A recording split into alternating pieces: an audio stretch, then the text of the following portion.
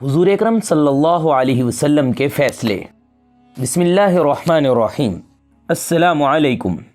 یقیناً تمام تعریفیں اللہ کے لیے ہیں، ہم اس کی تعریف بیان کرتے ہیں اور اسی سے مدد کے طلبگار ہیں۔ میں گواہی دیتا ہوں اللہ کے سوا کوئی معبود برحق نہیں۔ ناظرین، اللہ رب العزت نے تاجدار کائنات امام الانبیاء حضرت محمد صلی اللہ علیہ وسلم کو علوم ظاہری و باطنی عطا فرمائے اور آپ کو یہ اختیار دیا کہ معاملات کے فیصلے ظاہری شواہد کے مطابق فرمائیں یا اصل حقائق کی بنا پر۔ حضور اکرم صلی اللہ علیہ وسلم نے اپنی حیات مبارکہ میں بے شمار معاملات کے فیصلے فرمائے جو قیامت تک کے مسلمانوں کے لیے عدل و انصاف کی روشن مثال بنے۔ آج کی ویڈیو میں ہم آپ کو عدالت نبوی صلی اللہ علیہ وسلم کے چند ایسے فیصلے سنائیں گے جنہیں سن کر یقیناً آپ کا ایمان تازہ ہو جائے گا۔ ناظرین، حضرت انس بن مالک سے روایت ہے، اللہ کے رسول کے پاس بنی عرینہ کے کچھ لوگ آئے جو بڑے لاغر اور کمزور تھے۔ وہ اسلام لائے، مدینہ کی آب و ہوا ان کو راس نہ آئی۔ اللہ کے رسول نے ان کو حکم دیا وہ زکوٰۃ کے اونٹوں میں جائیں اور ان کا دودھ پئیں۔ جب وہ تندرست ہو گئے تو مرتد ہو کر چرواہوں کو قتل کر ڈالا اور اونٹوں کو ہانک کر لے گئے۔ آپ صلی اللہ علیہ وسلم نے ان کے تعاقب میں کچھ لوگوں کو بھیجا جو ان کو پکڑ کر واپس لے آئے۔ آپ کے حکم سے ان کے ہاتھ پاؤں کاٹے گئے اور ان کی آنکھیں پھوڑ دی گئی۔ پھر ان کو قید کرنے کا حکم فرمایا یہاں تک کہ وہ مر گئے۔ حضرت امام بن حرب سے روایت ہے، علقمہ بن وائل نے ان سے بیان کیا کہ ان کے والد ذکر کرتے تھے کہ میں اللہ کے رسول کے حضور بیٹھا تھا، اتنے میں ایک شخص آیا جو دوسرے کو رسی سے کھینچتا ہوا لا رہا تھا۔ اس نے عرض کیا، یا رسول اللہ، اس نے میرے بھائی کو قتل کر دیا ہے۔ اس پر اللہ کے رسول نے فرمایا، تو نے قتل کا ارتکاب کیا ہے؟ ابھی اس نے جواب نہ دیا تھا کہ اللہ کے رسول نے مدعی سے فرمایا، اگر اس نے اعتراف نہ کیا تو تم کو اس پر شہادت قائم کرنی ہوگی۔ مگر قاتل نے عرض کر دیا کہ ہاں، میں نے ہی قتل کیا ہے۔ ارشاد ہوا، کس طرح قتل کیا؟ اس نے عرض کیا، وہ اور میں ایک درخت سے لکڑیاں کاٹ رہے تھے، اس نے مجھے گالی دی، مجھے غصہ آیا، میں نے اس کے سر پر کلہاڑی کا وار کر دیا۔ اللہ کے رسول نے فرمایا، تیرے پاس کچھ مال ہے جو تو اپنی جان کے عوض ادا کرے؟ اس نے عرض کیا، میرے پاس کمبل اور کلہاڑی کے سوا کوئی دوسرا مال نہیں۔ ارشاد فرمایا، کیا تیری رائے میں تیری قوم تجھے مال دے کر چھڑا سکتی ہے؟ اس نے عرض کیا، اپنی قوم کی نظر میں مجھ سے کم تر کوئی شخص نہیں۔ آپ نے اس کی رسی اس کی طرف پھینک دی اور فرمایا، تم جانو اور تمہارا ساتھی۔ وہ شخص اس کو لے کر چلا گیا۔ جب انہوں نے پیٹھ موڑی تو رسول اللہ صلی اللہ علیہ وسلم نے فرمایا، اگر اس نے اس کو قتل کر دیا تو وہ بھی اس کی طرح قتل کا مرتکب ٹھہرایا جائے گا۔ یہ بات اس شخص کو پہنچ گئی، وہ واپس آیا اور عرض کیا، اللہ کے رسول، مجھے پتہ چلا ہے آپ نے فرمایا ہے کہ اگر میں نے اس کو قتل کر دیا تو میں بھی قاتل ٹھہرایا جاؤں گا۔ اللہ کے رسول نے ارشاد فرمایا، تیری یہ خواہش نہیں ہے کہ یہ شخص اپنے اور اپنے حریف کے گناہ اپنے سر لے لے؟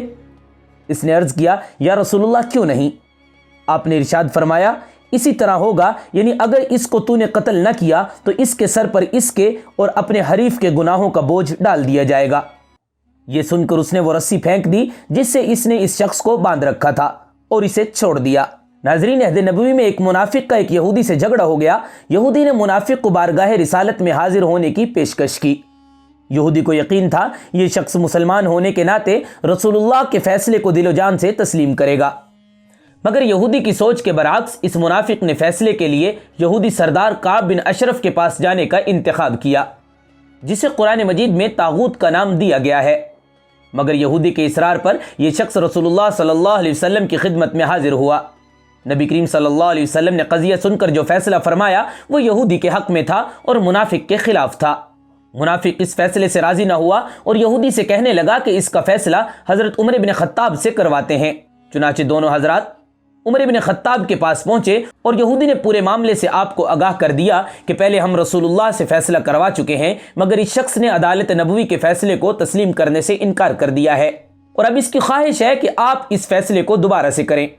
حضرت عمر نے اس سے پوچھا، کیا واقعی پہلے رسول اللہ فیصلہ کر چکے ہیں؟ اس منافق نے ہاں میں جواب دیا۔ حضرت عمر اپنے گھر تشریف لائے، تلوار لی اور باہر آ کر منافق کا سر قلم کر دیا۔ اس پر منافقین اور مقتول منافق کے اعزاء اقارب نے ایک ہنگامہ کھڑا کر دیا اور خدمت نبوی میں آ کر قصاص کا مطالبہ کیا۔ رسول اللہ نے حضرت عمر سے مکمل تفصیل سنی۔ حضرت عمر نے عرض کیا، یا رسول اللہ، میں نے اسے اس لیے قتل کیا ہے کہ اس نے آپ کے فیصلے کو مسترد کر دیا تھا۔ اسی وقت حضرت جبرائیل تشریف لائے اور فرمانے لگے یہ عمر فاروق ہیں۔ انہوں نے حق و باطل کے درمیان فرق کر دیا ہے۔ رسول اللہ نے حضرت عمر فاروق کو خوشخبری دیتے ہوئے فرمایا اے عمر تم فاروق ہو۔ ناظرین، شوال 4 ہجری میں قبیلہ ارینہ کے 8 آدمی بارگاہ رسالت میں حاضر ہو کر اسلام لائے۔ مدینہ منورہ کی آب و ہوا انہیں راس نہ آئی، وہ بیمار پڑ گئے۔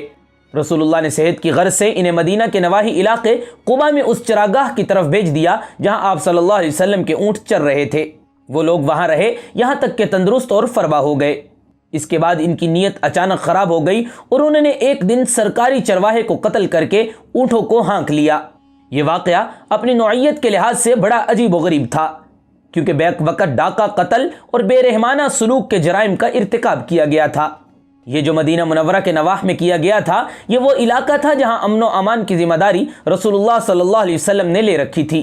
حضور نبی کریم صلی اللہ علیہ وسلم نے فوراً کارروائی کی اور ان کو قرار واقعی سزا دینے کے لیے پہلے فوری طور پر 20 سرداروں کے ساتھ حضرت قرظ بن جابر فاری رضی اللہ تعالی عنہ کو تعاقب میں بھیج کر انہیں گرفتار کروایا اور اس کے بعد قصاص عادل کا حکم دیا۔ چنانچہ سرکار دو عالم صلی اللہ علیہ وسلم کی تعمیل میں عدل و انصاف کی روح سے ان مجرموں کے ہاتھ کاٹے گئے، ان کی آنکھوں میں سلائیاں پھیری گئی اور پھر وہیں سولی پر لٹکا دیا گیا تاکہ دوسروں کے لیے نشان عبرت بن سکیں۔ حضرت جابر رضی اللہ تعالیٰ عنہ سے روایت ہے، حضرت سعد بن ربیع رضی اللہ تعالیٰ عنہ کی بیوی اپنے دونوں صاحبزادوں کو لے کر جو حضرت سعد رضی اللہ تعالیٰ عنہ سے تھے نبی کریم صلی اللہ علیہ وسلم کی خدمت میں حاضر ہوئیں اور عرض کرنے لگیں یا رسول اللہ یہ دونوں بچیاں سعد بن ربیع کی ہیں، ان بچیوں کے باپ احد کی لڑائی میں شہید ہو گئے ہیں، ان کے چچاؤں نے ان کا سارا مال لے لیا ہے اور ان کے لیے کچھ نہیں چھوڑا، اب مال نہ ہونے کی وجہ سے ان سے کوئی نکاح بھی نہیں کرتا۔ نبی کریم صلی اللہ علیہ وسلم نے فرمایا اس معاملے کا فیصلہ اللہ خود فرمائے گا۔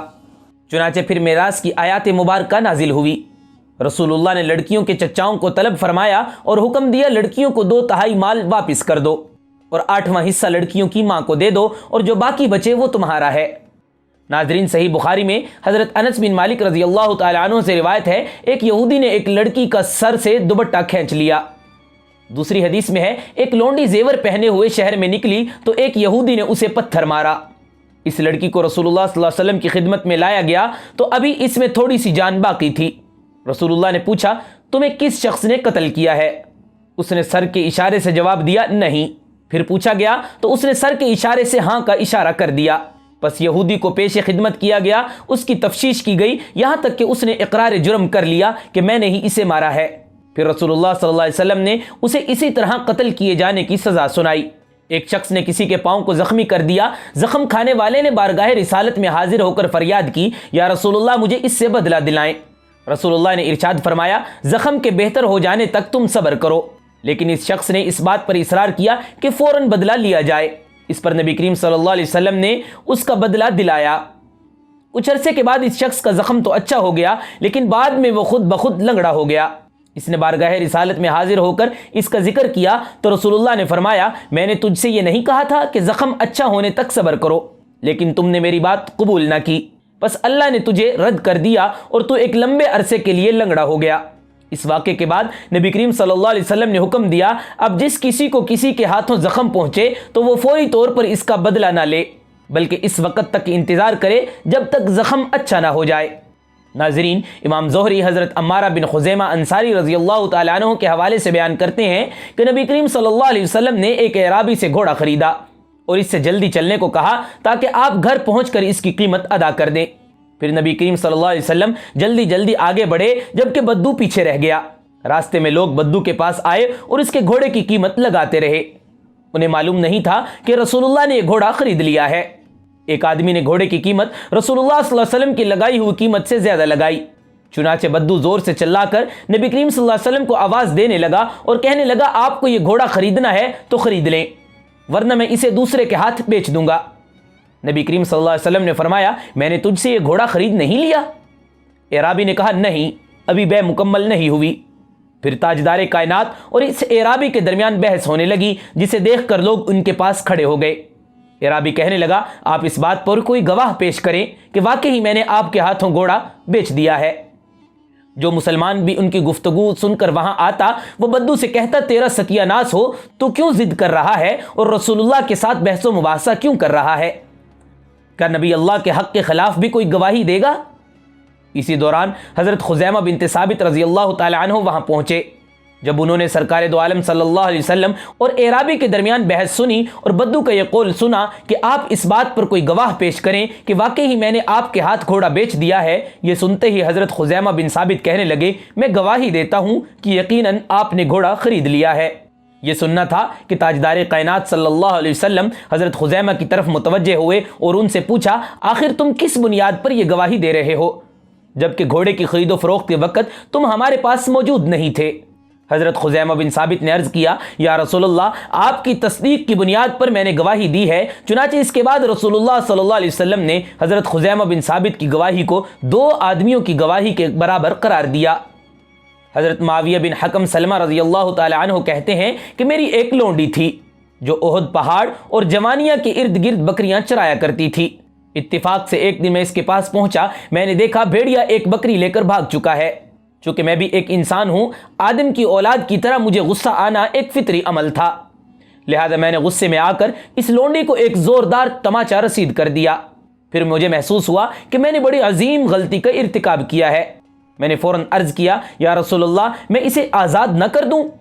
نبی اللہ نے ارشاد فرمایا اسے میرے پاس بلا کر لاؤ۔ چنانچہ میں اپنی لونڈی کو لے کر رسول اللہ کی خدمت میں حاضر ہوا۔ نبی کریم صلی اللہ علیہ وسلم نے اس سے پوچھا اللہ رب العزت کہاں ہے؟ وہ کہنے لگی آسمان میں۔ پھر آپ نے پوچھا میں کون ہوں؟ وہ کہنے لگی آپ اللہ کے رسول ہیں۔ یہ سن کر نبی اللہ نے معاویہ بن حکم سے فرمایا اسے آزاد کر دو کیونکہ یہ مومنہ عورت ہے۔ حضرت ابو ہریرہ اور حضرت زید بن خالد جونی رضی اللہ تعالی عنہ بیان فرماتے ہیں کہ ہم لوگ رسول اللہ صلی اللہ علیہ وسلم کی خدمت میں حاضر تھے۔ اتنے میں 2 آدمی رسول اللہ کے پاس آئے اپنا ایک مقدمہ لے کر۔ ایک نے عرض کیا اے اللہ کے رسول، ہمارے درمیان کتاب اللہ کے مطابق فیصلہ صادر فرمائیے۔ دوسرا شخص جو پہلے کے مقابلے میں زیادہ ہوشیار تھا اس نے عرض کیا اے اللہ کے رسول، آپ ہمارے درمیان کتاب اللہ کے مطابق فیصلہ سنائیں اور مجھے معاملے کی نوعیت کی وضاحت کرنے دیں۔ حضور نبی کریم صلی اللہ علیہ وسلم نے ارشاد فرمایا ہاں تم اپنی بات بیان کرو۔ وہ کہنے لگا بات دراصل یہ ہے کہ میرا بیٹا اس آدمی کے گھر محنت مزدوری کرتا تھا اور اس کے گھر میں اس کی آمد و رفت رہتی تھی۔ چنانچہ میرے بیٹے نے اس کی بیوی سے بدکاری کا ارتکاب کیا۔ میں نے معاملے کو رفع دفع کرنے کے لیے اپنے بیٹے کی جانب سے 100 بکریاں اور ایک لونڈی دے کر اسے راضی کر لیا۔ پھر میں نے اسے اس سلسلے میں اہل علم سے فتویٰ پوچھنے کا کہا تو انہوں نے اسے شرعی سزا بتائی کہ میرے بیٹے کو 100 کوڑے لگائے جائیں گے اور 1 سال کے لیے ملک بدر کر دیا جائے گا، جبکہ اس کی بیوی کو سنگسار کیا جائے گا۔ تاجدار مدینہ نے ارشاد فرمایا قسم ہے اس ذات کی جس کے قبضے میں میری جان ہے، یقیناً میں تمہارے درمیان کتاب اللہ کے مطابق فیصلہ کروں گا۔ لونڈی اور بکریاں تم واپس لے جاؤ اور تمہارے بیٹے کو 100 کوڑے لگا کر سال بھر کے لیے جلا وطن کیا جائے گا۔ اور اے انیس، اس آدمی کی بیوی کے پاس جاؤ، اگر وہ زنا کا اعتراف کر لیتی ہے تو اسے سنگسار کر دو۔ حضرت انس رضی اللہ تعالی عنہ نے جا کر پوچھا تو اس عورت نے اعتراف کر لیا۔ پھر رسول اللہ صلی اللہ علیہ وسلم کے حکم کے مطابق اسے سنگسار کر دیا گیا۔ ناظرین، ابو عمر بن سیفی کی لونڈی جس کا نام سارہ تھا، وہ مکہ مکرمہ سے چل کر مدینہ منورہ میں بارگاہ رسالت میں حاضر ہوئی۔ یہ اس دن کی بات ہے جب رسول اللہ مکہ مکرمہ پر لشکر کشی کی تیاری فرما رہے تھے۔ نبی کریم صلی اللہ علیہ وسلم نے اس سے پوچھا سارہ کیا تو ہجرت کر کے آئی ہے؟ اس نے کہا نہیں۔ آپ نے فرمایا کیا تو مسلمان بن کر آئی ہے؟ اس نے کہا نہیں۔ پھر نبی اللہ نے پوچھا کیوں آئی ہو؟ اس نے جواب دیا آپ لوگ اہل و عیال اور خاندان والے تھے، کیونکہ مجھے شدید حاجت لاحق ہوئی اس لیے میں آپ لوگوں کی خدمت میں حاضر ہو گئی تاکہ مجھے کچھ عطیہ مل جائے اور زیب تن کرنے کے لیے کپڑوں کا بندوبست ہو جائے۔ نبی اللہ نے اس سے فرمایا کیا اہل مکہ کے نوجوان تیرے درد کا مداوا نہیں بن سکے؟ کیونکہ یہ لونڈی مغنیہ تھی، یعنی گانا گانے والی عورت، اس لیے آپ نے یہ الفاظ ارشاد فرمائے۔ اس نے عرض کی جنگ بدر کے بعد مجھے گھاس نہیں ڈالی گئی۔ پھر رسول اللہ نے اپنے صحابہ کو اس لونڈی کے لیے عطیات دینے پر ابھارا، چنانچہ صحابہ کرام نے اسے اپنے عطیات سے نوازا اور اس کے لیے کپڑے مہیا کیے۔ اس کے بعد حضرت حاطب بن ابی بلتہ رضی اللہ تعالی عنہ اس لونڈی کے پاس آئے۔ حاطب بن ابی بلتہ بھی ان قلیل حضرات میں سے ایک تھے جنہیں رسول اللہ صلی اللہ علیہ وسلم کی جنگی حکمت عملی کا علم ہوتا تھا۔ چنانچہ انہوں نے اس لونڈی سارہ کو اہل مکہ کے لیے ایک رازدارانہ خط دیا اور اس خط کو منزل تک پہنچانے کے لیے 10 دینار اور کچھ چادریں پیش کی۔ سارہ نے حضرت حاتب کی پیشکش قبول کر لی اور ان سے خط لے لیا۔ خط کا عنوان کچھ اس طرح تھا: حاتب بن ابی بلتہ کی جانب سے باشندگان مکہ کے نام، عرض ہے کہ رسول اللہ صلی اللہ علیہ وسلم تمہارے اوپر چڑھائی کرنے والے ہیں، اس لیے ازرائے ہمدردی میں تمہارے پاس یہ رازدارانہ خط بھیجنے کی جرت کر رہا ہوں تاکہ تم لوگ اپنے بچاؤ کے لیے ہوشیار ہو جاؤ۔ سارہ بڑی تیز رفتاری سے سفر کرتے ہوئے مکہ روانہ ہو گئی۔ شاید وہ اہل قریش سے حاتب بن ابی بلتہ کی جانب سے پیش کردہ رقم سے کچھ زیادہ ہی امید لگائے ہوئے تھی۔ اتنے میں اللہ تعالیٰ نے عرش سے فرش پر حضرت جبرائیل علیہ السلام کو وحی دے کر بھیجا۔ انہوں نے رسول اللہ صلی اللہ علیہ وسلم کو حضرت حاتب بن ابی بلتہ کے راز سے آگاہ کر دیا۔ چنانچہ رسول اللہ نے اپنے صحابہ کے ساتھ مجلس قائم کی اور یوں مخاطب ہوئے: سب سے پہلے حاتب کی طرف سے اہل مکہ کو لکھا گیا خط حاصل کرنا ضروری ہے، اس کے بعد پھر حاتب کے لیے سزا تجویز ہوگی، کیونکہ اس نے اللہ کے رسول کا راز فاش کرنے کا جرم کیا ہے۔ پھر رسول اللہ نے حضرت علی بن ابی طالب کو اور حضرت عمار بن یاسر کو اور حضرت زبیر، حضرت طلحہ، حضرت مقداد بن اسود اور حضرت ابو مرصد لیثی رضی اللہ تعالی عنہ کو سارہ کے پیچھے روانہ کیا۔ یہ تمام کے تمام شاہ سوار تھے۔ تاجدار کائنات نے ان سے فرمایا: جب تم مدینہ منورہ سے باہر روضہ خاک کے مقام پر پہنچو تو وہاں تمہیں سارہ ملے گی، جس کے پاس مشرکین کے نام حاتب بن ابی بلتہ کا لکھا ہوا خط ہوگا۔ ان سے خط حاصل کر کے اس کا راستہ چھوڑ دینا۔ اگر خط تمہارے حوالے کرنے سے انکار کرے تو اس کی گردن مار دینا۔ عربی شاہ سواروں کا یہ قافلہ گھوڑوں کے ایڑ لگاتا ہوا اور دشت کو عبور کرتا ہوا عورت کو اس مقام پر حاصل کر چکا تھا جس کی خبر رسول اللہ صلی اللہ علیہ وسلم نے دی تھی۔ انہوں نے اس عورت سے پوچھا: خط کہاں ہے؟ عورت نے اللہ کی قسم کھا کر بتایا کہ میرے پاس کسی قسم کا کوئی خط نہیں ہے۔ شاہ سواروں نے اس کے سامان کی تلاشی لی لیکن خط نہیں ملا، چنانچہ پھر واپس جانے کا ارادہ کیا۔ حضرت علی بن ابی طالب فرمانے لگے: اللہ کی قسم رسول اللہ نے تمہیں جھوٹی خبر نہیں دی اور نہ ہی ہمیں رسول اللہ کو جھٹلانا چاہیے۔ یہ جملہ کہتے ہوئے حضرت علی نے اپنی تلوار میان سے کھینچ لی اور لونڈی کو ڈانٹ کر کہا: چل خط نکال ورنہ اللہ کی قسم تجھے ننگا کر کے چھوڑوں گا اور تیری گردن اڑا دوں گا۔ جب لونڈی نے حضرت علی کے تیور دیکھے تو کہنے لگی: آپ مجھ سے دور ہی رہیں، میں خط دے دیتی ہوں۔ یہ سن کر حضرت علی المرتضیٰ پیچھے ہٹ گئے۔ لونڈی نے اپنے کپڑوں کی تہہ سے خط نکال کر شاہ سواروں کے حوالے کر دیا۔ ان شاہ سواروں نے اسے چھوڑ کر مدینہ کی راہ لی۔ یہ لوگ جب بارگاہ رسالت میں پہنچے تو آپ نے حاتب بن ابی بلتہ کو بلا بھیجا۔ جب وہ رسول اللہ کے دربار میں حاضر ہوئے تو آپ نے پوچھا: تجھے خط کا کیا قصہ معلوم ہے؟ حاتب نے جواب دیا: ہاں یا رسول اللہ، مجھے معلوم ہے۔ رسول اللہ نے پوچھا: تجھے اس جرم کے ارتکاب پر کس بات نے آمادہ کیا؟ حضرت حاتب بن ابی بلتہ رضی اللہ تعالی عنہ نے جواب دیا: یا رسول اللہ، اللہ کی قسم اسلام قبول کرنے کے بعد اس کو ترک کرنے کا ارادہ میرے حاشیہ خیال میں کبھی نہیں آیا، اور نہ مشرکین سے جدائی کے بعد ان کی محبت میرے قلب و جگر میں اپنی کوئی جگہ بنا سکی۔ تاہم میں نے دیکھا کہ جتنے بھی مہاجرین ہیں ان کا کوئی نہ کوئی آدمی مکہ میں موجود ہے جو ان کے اہل و عیال کا دفاع کر سکتا ہے، لیکن میں نے ان کے درمیان اپنے گھر والوں کو اجنبی پایا۔ میرے خاندان والے انہی مشرکین کے درمیان ہیں، اس لیے مجھے اپنے اہل خانہ کے بارے میں خوف لاحق ہوا۔ چنانچہ میں نے قریش کو یہ مدد پہنچانا چاہی تاکہ وہ میرے خاندان کی مدافعت کر سکیں، اور مجھے یہ بھی یقین ہے کہ اللہ ان پر عذاب ضرور مسلط کرے گا اور میرا یہ خط ان کے کسی کام نہ آ سکے گا۔ رسول اللہ نے حضرت حاتب بن ابی بلتہ کی بات کی تصدیق فرمائی اور انہیں معذور قرار دیا۔ اس کے بعد عمر بن خطاب کو جلال آیا۔ وہ بول اٹھے: یا رسول اللہ، میری راہ چھوڑ دیں، میں اس منافق کی گردن اڑا دیتا ہوں۔ رسول اللہ نے فرمایا: اے عمر، تجھے کیا خبر؟ شاید اللہ رب العزت نے بدری صحابہ کی طرف جھانک کر فرمایا ہو: تم جو چاہو کرو، میں نے تمہارے تمام گناہ معاف کر دیے۔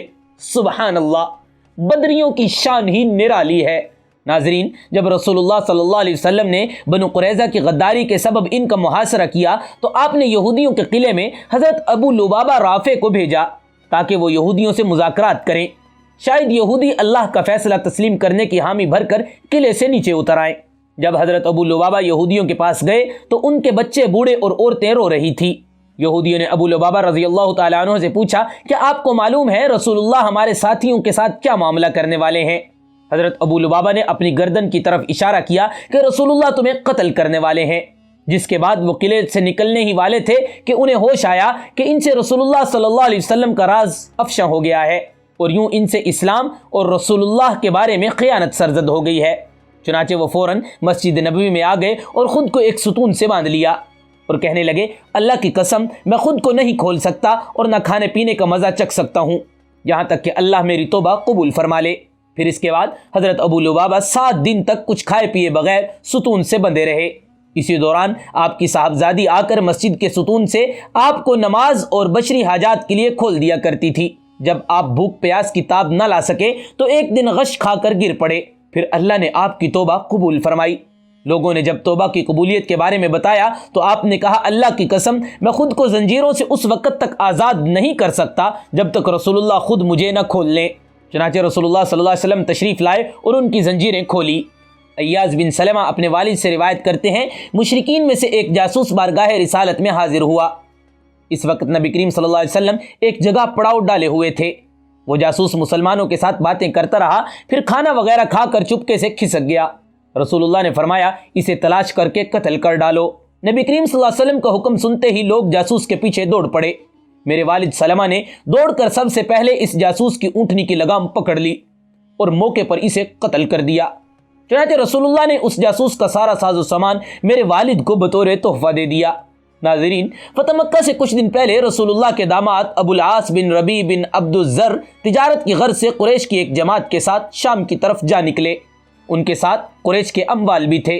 ملک شام سے واپسی پر رسول اللہ کے بھیجے ہوئے ایک چھوٹے سے لشکر نے ابو العاص اور ان کے ہمراہیوں کا راستہ روک لیا۔ اس لشکر کے امیر حضرت زید بن حارثہ تھے۔ مسلمانوں نے قریش کے اس قافلے کا سارا مال چھین لیا اور کچھ لوگوں کو بھی گرفتار کر کے مدینہ لے آئے، مگر ابو العاص بھاگنے میں کامیاب ہو گئے۔